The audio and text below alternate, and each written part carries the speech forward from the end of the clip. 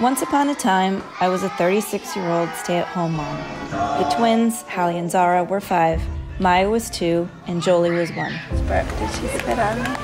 Needless to say, I didn't have time to do much more than drive the girls to preschool and soccer, cook, and load the dishwasher. But one evening, I was watching a 60-minute story about a life-saving fortified peanut butter called Plumpy'Nut, created by the French company Nutrisett. It was miraculously treating children with severe malnutrition and literally saving lives. I was so moved by this story that in 2007, amid the chaos of life, I took a trip to East Africa, my father's homeland.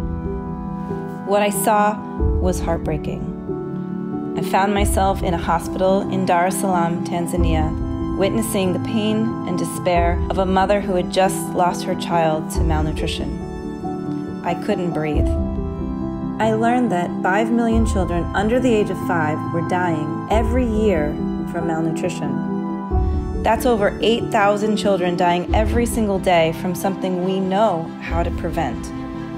I felt the urgency of this crisis unfolding before my eyes, an overwhelming problem that I was in no way trained to solve. But what if those were my daughters? Children, no matter where in the world they are born, should have access to food and nutrition. But how?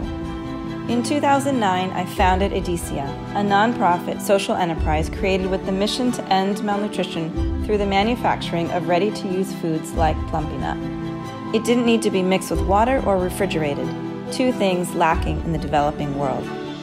I liked how tangible and measurable the impact was. 1 box of Plumpy'Nut could save 1 life. Now, with no manufacturing experience, I just needed to figure out how to make a lot of them.